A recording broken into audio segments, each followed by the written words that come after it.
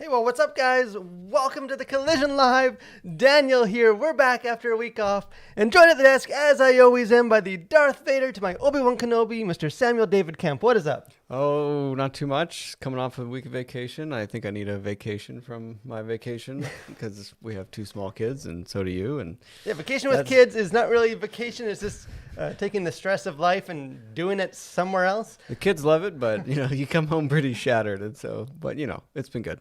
But we're glad to be back. Again, we took last week off, and summer's crazy. Our 12 o'clock live stream is happening at 2. We're still scrambling. Half our crew is off on the other side of the country. But we don't want to take another week off because there's a lot of stuff going on in pop culture, stuff to dialogue about. If you've never joined us before, welcome. This is our weekly live show and also our audio-only podcast, if that's how you listen, get your dose of the Collision Live, where we just look at what's going on in pop culture, what's going on in sort of this wider culture and church, and just kind of dialogue about it, look at some of the issues, the questions, and take a biblical worldview and just sort of wrestle with it, chew on it, and just have fun conversations about it. But anything going on this week? We've been 2 weeks away from the show. Yeah, I'm sure there's loads of stuff that's going on, but how aware I am of all of it, I couldn't tell you. Well, something that's going on for me is Windrose, the Dwarven power metal band that I talked about before, just released a new album, so I encourage you to check that out. But in more maybe mainstream pop culture news, we have our first segment of our show, Pop Culture News.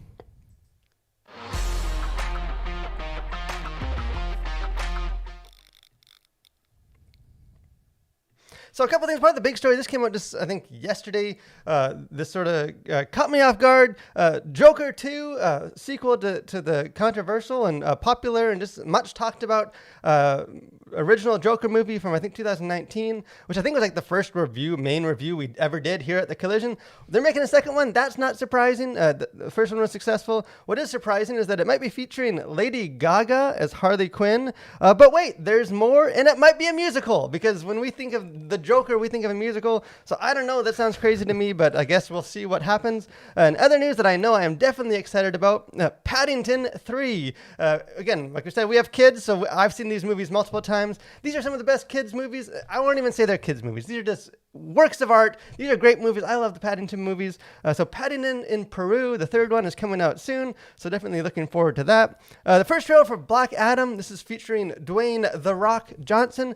Just released the first trailer. They've been talking about this thing for forever, kind of hyping this thing. I think it got delayed from COVID and whatever else. The Rock has a million other projects. So they just released the first trailer for this. I think it looks kind of cool. I'm not really plugged into the DC comic universe, but I'm definitely looking forward to this. And hey, I like The Rock. Speaking of more comic book news, Spider-Man No Way Home, kind of the big breakout movie of the last couple of years. This thing is wildly successful. Well, it's coming back into theaters to make more money with the Spider-Man No Way Home, the more fun stuff version. I guess they're throwing in a bunch of extra scenes. Again, I wasn't as crazy with this movie as maybe some other people, but the biggest news probably of at least this year in pop culture, the greatest movie of all time in the history of cinema, Jaws, is returning back to theaters for one of its anniversaries. It doesn't even matter which number. This thing coming back to theaters, and not only in theaters, but in IMAX for the first time, and not only in IMAX for the first time, but in 3D for the first time. So I will definitely be buying 2 tickets to check this thing out. But that's all we have this week in pop culture news.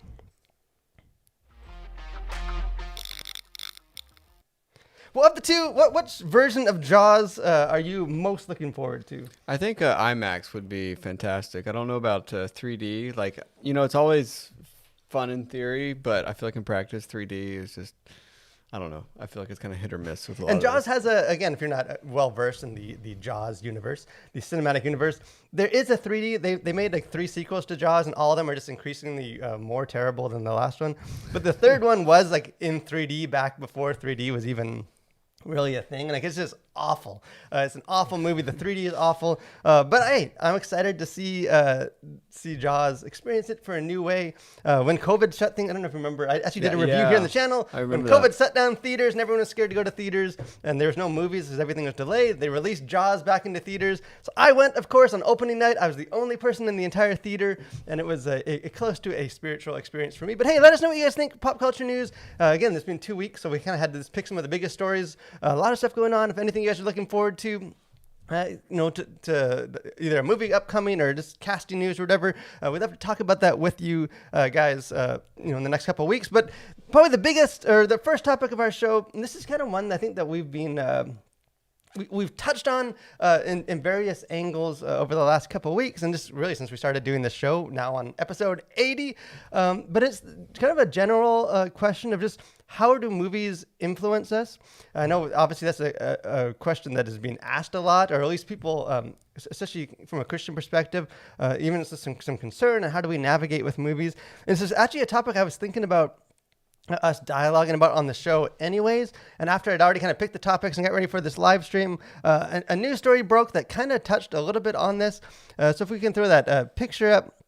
So the Brady organization, kind of an activist group in Hollywood, just kind of released, kind of trying to make a statement against gun violence in relation to some of the tragedies and the shootings going on, kind of calling on filmmakers and actors and stuff to sign a petition and try and kind of guide them to give a different portrayal of how we use guns in movies and cinema, and and we don't need to go all into what that means or the wider topic definitely, but just sort of another example of that there is sort of this expectation or this understanding that movies shape culture. Movies influence us.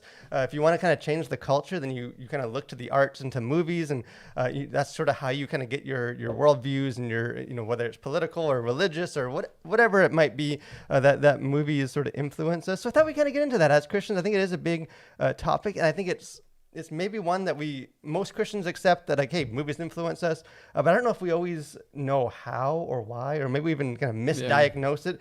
So what do you think? What is sort of the power of cinema? Do they influence us? How do they influence us? Yeah, I mean, I think obviously there's going to be some influence, especially just depending on how much of it you consume. I think that can certainly be a factor. Like if you're watching movies every night and you're just obsessed, then that's going to have a bigger impact than if you watch a movie once a month, regardless of what that movie is. But I do think probably the bigger piece of movie influence or entertainment influence at large would just be the sort of the worldviews that get sort of filtered in, the messaging maybe that gets filtered in, the themes that get filtered in through the different movies, more so than there was a bad guy and he was mean and used guns and killed people.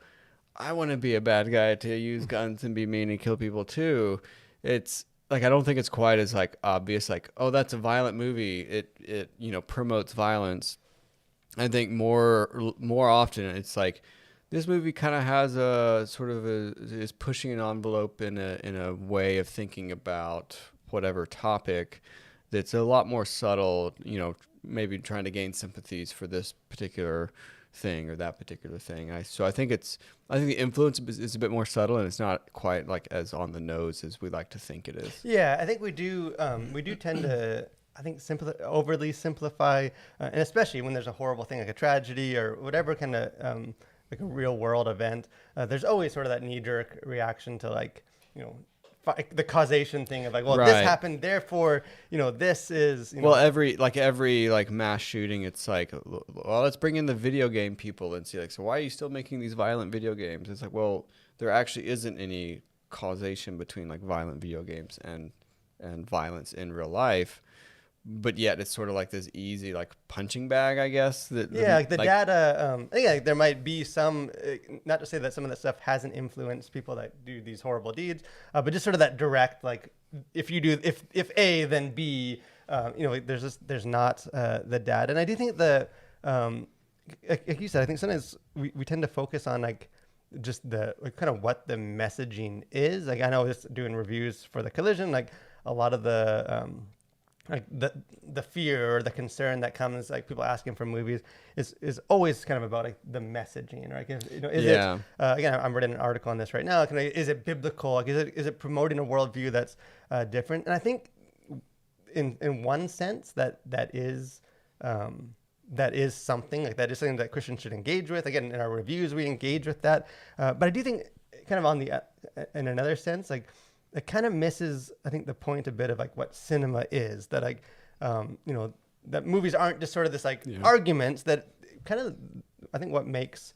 movies powerful, and I think you could even say what makes movies dangerous, is more like the emotions that they make you feel. And there's a book I want.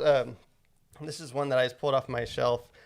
If you're watching the live stream version, you can see it. Moving Viewers, American Film and the Spectator's Experience. And kind of the whole, this is a book I read when I was doing my doing a PhD seminar in film, kind of looking at kind of the way movies impact us. And kind of the whole premise of that book is that like it's not just like these ideologies that impact us as though they're just sort of like the arguments, but it's the way that they make you feel about those, right? The way that they kind of resonate emotionally, that actually impacts you more than just sort of hearing an idea that you don't agree with, or politically or religiously or whatever. That kind of the more like subversive influence of films is more that like it makes you feel a certain way about this, or it makes you not feel like violence. It makes you like desensitized to violence or something. But what do you think? Like, is there something to that? Like, is it? Yeah, I think for sure that it.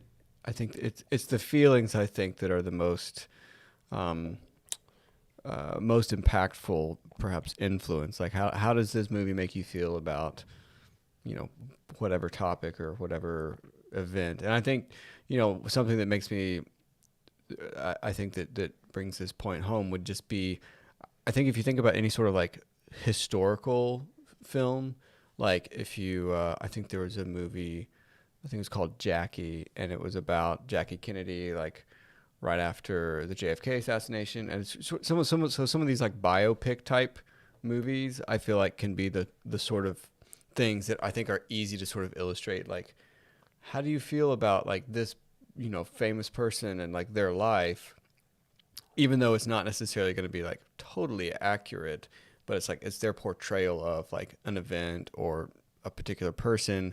And so I think that influences, I think you can see sort of most clearly how that influences like your thoughts or feelings about a certain person, more so that it's like, well, I just think that's sort of an easier thing to like pin it on, because other things, it's like if it's just sort of changing your emotions about a topic or an idea, it's a little more amorphous. Whereas I look at sort of the biopic type movies, and it's like, I feel this way about this person now after watching this movie, which I know is fictional, even though it's like based on this person's life, but because they like, they want to make you feel a certain way about that person's life. And so I think that's sort of a great way to kind of look at this and see like, it's not necessarily like facts and messaging, but it's like, so how do you feel about this person going into the movie? And how do you feel about this person like after you've seen it, even though it's sort of a fictionalized version of who they are or their life. And you have like the music, and you have all the other factors that are just like,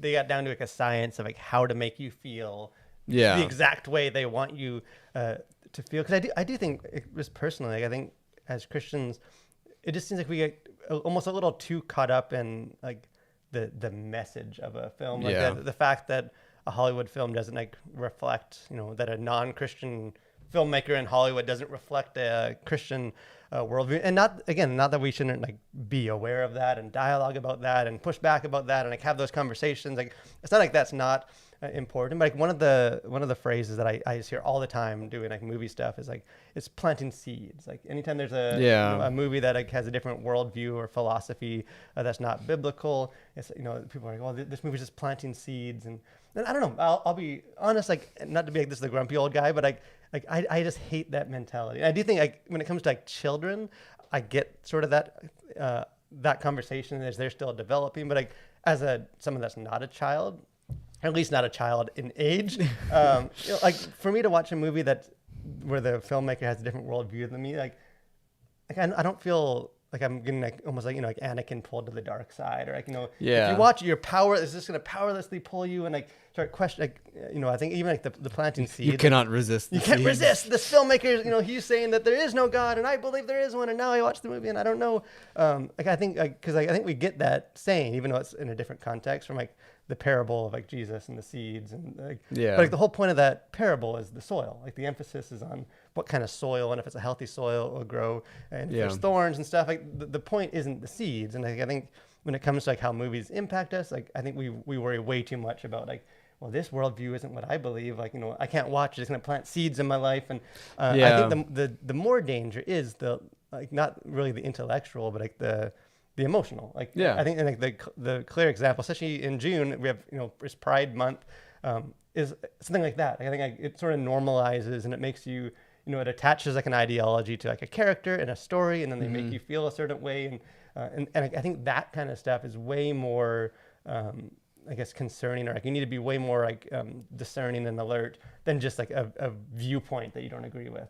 Yeah, I think so for sure. And I think another like kind of great way to see this, and then we can move on. But if you just think about like a lot of the Disney movies for kids, like so much of it is sort of like the follow your heart stuff, and I think you see that reflected in like sort of normal Christian circles when it comes to like, so you're graduating high school, like what are you gonna do, like follow your dreams and all these sort of things that I think a lot of times like it may come from a good place, and it might be sort of somewhat okay, but like a lot of that it's like, well, that's not actually really good advice, and like you probably shouldn't do some of that stuff that like seems kind of nice and fluffy, but it's not actually like biblical, or it's not actually helpful to tell someone to do something like that. And so I think those are sort of just another example of the ways that it's a nice, it could be a perfectly fine movie, but sort of what it's sort of promoting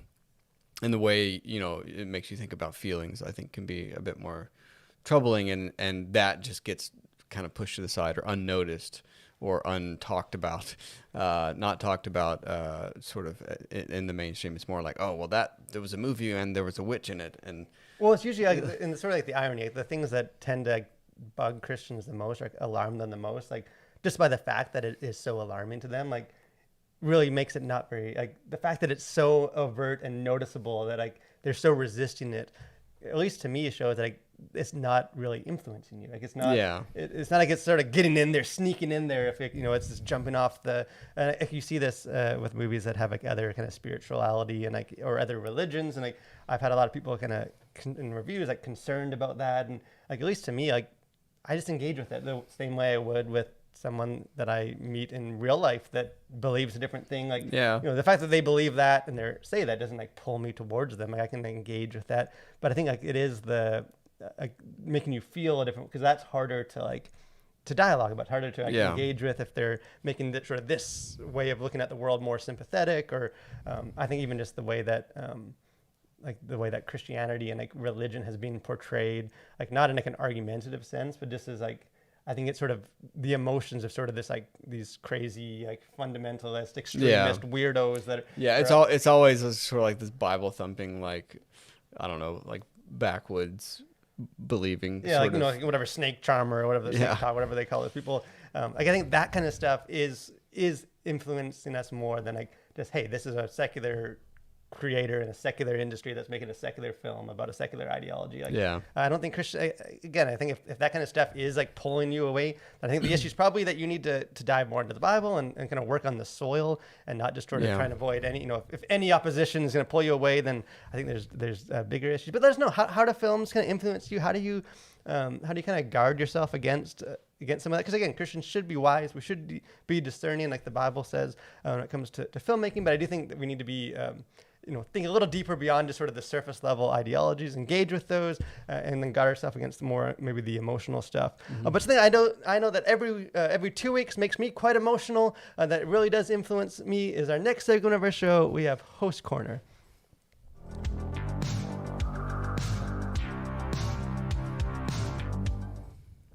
Well, Daniel, this should really do some hardcore influencing this week.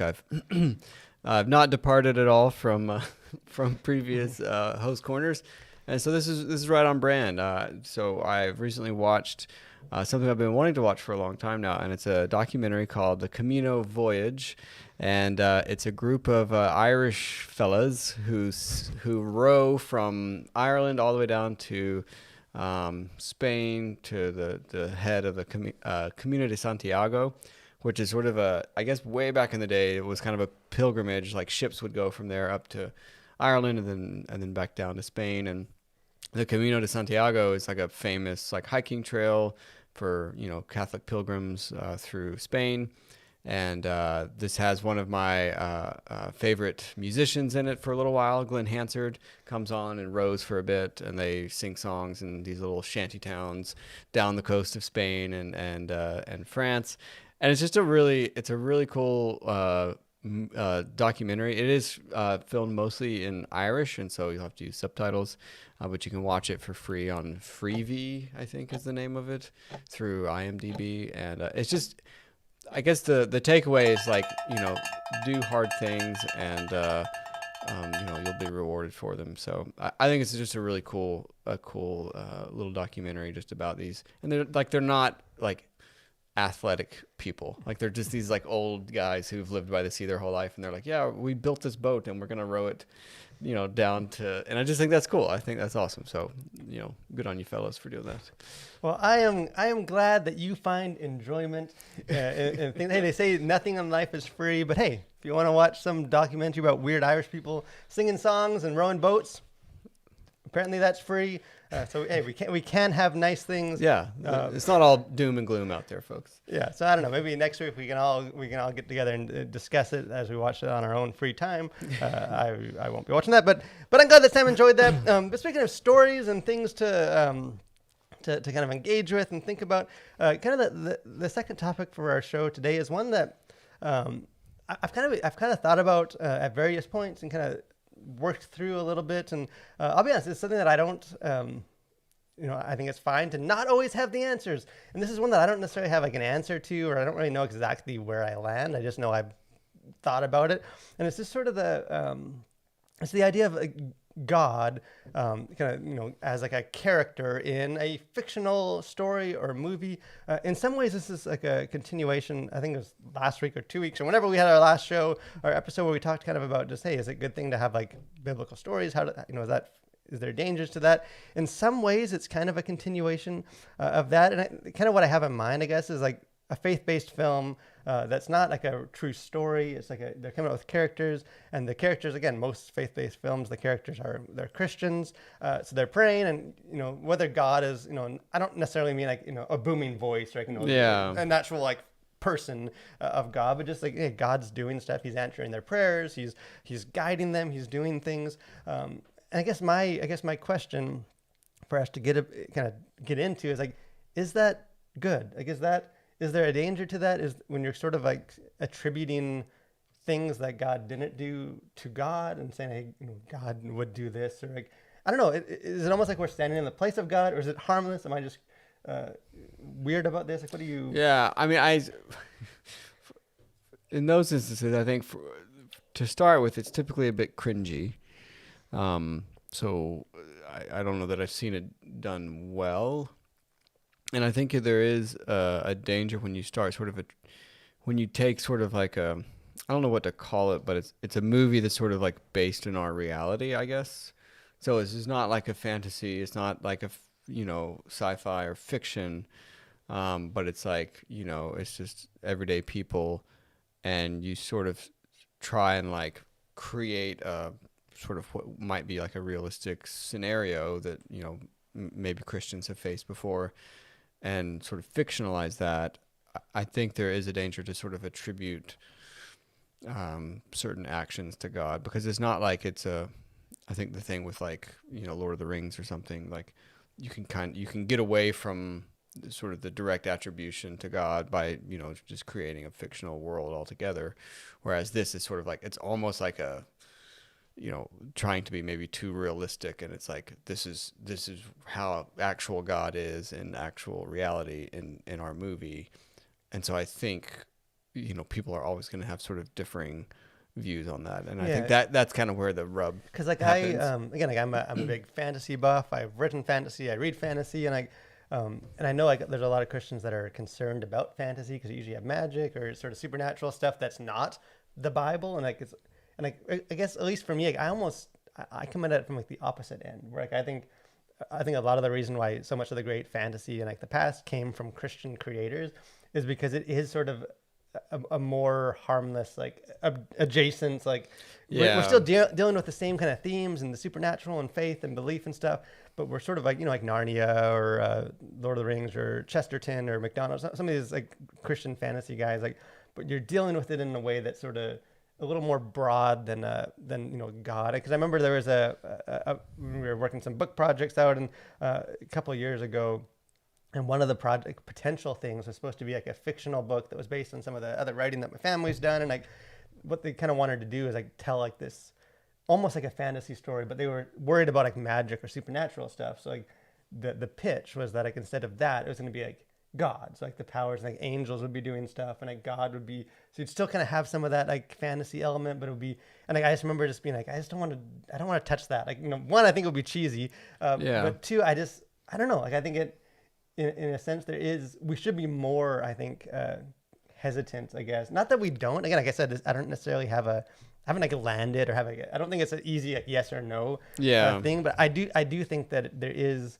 It's not a nothing question of like, hey, it's, we need more Christian movies. Let's have God do this, and God will heal this, and like, I don't know. I think that can influence people. I wonder. I think it's maybe partly because it is sort of you are kind of getting into the theological world quite directly when you start doing movies that are like involve like angels interacting or like God, doing or not doing certain things, and so I think maybe that's perhaps sort of where the hang up is more, where it's it's not just like a movie about magic and they deal with themes that are relatable and can be helpful for Christians. It's like, no, this is like actual, we're trying to portray what God would do in this situation, and it's like that seems a bit more icky, maybe is the word I'm looking for, but it seems like you should be very careful in those areas before you start sort of attributing like, well, this is how the God of the Bible would. Yeah, or at least if you do it like very directly and not sort of leave it a little ambiguous. And kind of, I guess the kind of my roundabout weird brain, like the way I landed on thinking about this recently for this show is kind of from other discussions, but just the idea of like using the Lord's name in vain. Like that's, I know for a lot of people like this, thou shalt not use the Lord's name in vain. Like that's almost just being like reduced to like OMG or like or like JC saying that. And I know movies more and more they keep even like the Batman movie, which I loved, just use that all the time, and it seems that that's become more common, and again it drives me crazy. I don't think it bothers me more than a lot of the profanities, but I think there's sort of we've almost like in a lot of our minds like using the Lord's name in vain has just been reduced to like these two things you say, where I think when you look at like scripture, like what the verse is kind of what some of that is going for, like it's way more broad. Like it's kind of even like I was looking at just the other day like in Jeremiah 23, where God's kind of condemning like these prophets that like have these dreams and like attribute what they dreamt and stuff like to God rather than sort of speaking what God said. And obviously I'm not trying to draw like a direct parallel to like movies and like false prophets, right? But just the idea of like part of using the Lord's name in vain is not just that you say this certain word and that one saying, which they didn't even really say back at the time, is bad, but it's that you're like belittling the name, or you're attributing stuff to the name that isn't, that God didn't say or do, or you're kind of like you're speaking on behalf of God. And like I don't know, for me there is somewhat of an overlap of like, are we doing that? I guess I think and I think maybe it's different with like a true story or something where it's not necessarily saying like, hey, this is how God would do, but it's like, this is what God did, and or leave some of it up to interpretation. But no, I think true stories, I mean, I think that would be maybe one area where you could sort of explore some of these ideas. And but again, I think kind of going back to what we've said is that just be very careful about sort of how you sort of attribute who God is and what he does and doesn't do,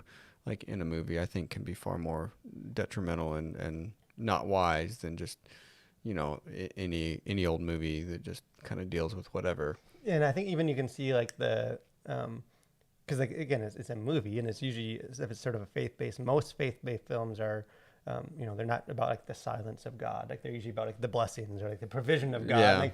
Like I feel like because of that, the way the actions we attribute to God are very much like slanted towards not like a prosperity gospel, but like hey, this person's sick with cancer and in the movie, and God's going to heal it. Well, it's slanted in a very positive way, because I think, again, the makers of these kind of movies want to paint like a positive view of God. And I get why, but I think it ends up kind of being like, see, like this guy, he prayed and God came through, and Yeah, and not even now that it's life like is great. not even like we should show the negative side of God. Like, No, and I know you yeah, don't you yeah, didn't yeah. mean that, but like like in the Bible, like there's lots of times when God does miracles and saves people. There's other times when he just is silent and he has bigger purposes. But like because we tell this story sort of from our own, almost like what we would, if I was God, I think God should do this. I think God should heal this. I think God would never let this happen.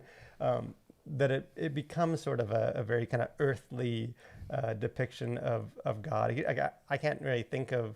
I know there are. Is it Silence? I don't think I've seen that whole movie, but I know there are movies that deal with sort of Christian themes. Yeah, like, I think it's called that Silence. is a little more like. And again, I think some of these are that I think is a true story, but that is, I guess, more nuance. I don't know if nuance is the right word, but it's less just of sort of this very like. It's less black and white for sure. I think too is with that particular movie. It's like it's not so clear. Like, guy was doing bad things and got intercepted by a guy with a tract, and now his life is on track.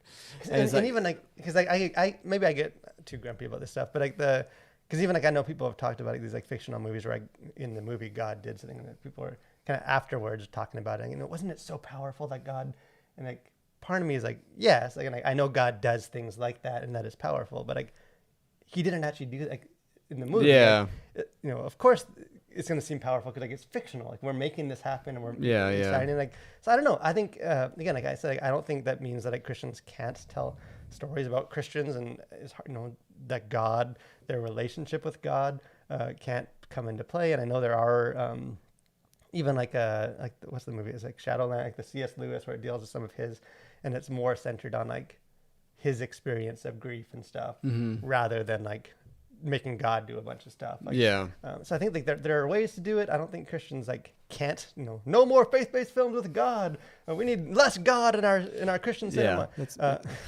I don't know, that's not necessarily the sales pitch to get a bunch of donors on board with a project. But I do think it is something that Christians can maybe be too casual about. And that is why I'm such like a big, champion of like fantasy and stuff. 'Cause I think you can deal with a lot of the same issues and like a lot of, or not issues, but like themes and relationships and beliefs and stuff in a way that just seems like it's removed enough and like the fantasy.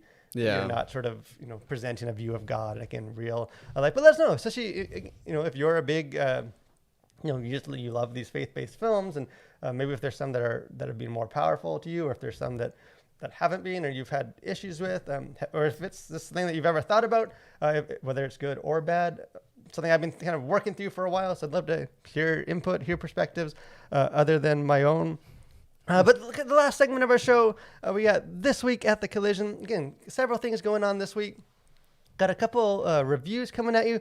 The first one, which will actually be dropping tomorrow evening, I think at 7, The Embargo Lifts. Jerry and Marge Go Large. Not a movie that was on my radar, but when I checked out and have a review for it, I think maybe one that'll be interesting for, it's not a Christian film, but I think it deals with stuff that Christians might be interested in. So again, check that out when The Embargo drops tomorrow night. And probably the big one, the one that I know I'm expecting will cause a lot of discussion, Lightyear, the next movie from Pixar hits theaters this week. We'll have a review for that out on Friday. The last Pixar movie really didn't cause any kind of stir. Everyone seemed to love Turning Red. So I'm sure that this movie, which has been hyped for all the same-sex stuff going on and all the things going on in this movie, I'm sure there will be no discussion, no controversy, no angry comments in our YouTube. But I'm excited for this. I like Pixar, and I do expect that there will be some stuff to talk about. So if you are concerned or just curious about this movie, again, check it out on Friday. And we will have some new articles. It's been crazy this summer, being gone, just having a hard time with some of the stuff. The new article either coming out later this week or next week, just on how you can engage with disagreeable movies and worldviews and stuff. So stay tuned for that and check out thecollision.org, some of our older articles. Anything else going on this week? Anything? Just waiting for that next Obi-Wan Kenobi episode to drop. And, two more episodes left. I know I've liked the show. I know some people haven't liked the show. Definitely looking forward to the last couple episodes, and maybe we'll do a review for the season once that is. You probably should. I think Probably will. Same with thing when Stranger Things. When I get past the first episode, might have a review for that, but we will see. But thanks guys for joining us again. Sorry we missed last week and we started late this week. Next week we will be back on our regular scheduled 12 o'clock Tuesdays like we usually are. Would love to have you come join the conversation. But hope you guys have a great week. Go watch documentaries about Irish boaters or whatever makes you happy. Like the video, subscribe, and all that kind of stuff. But stay safe, guys, and continue to collide with your world for Christ.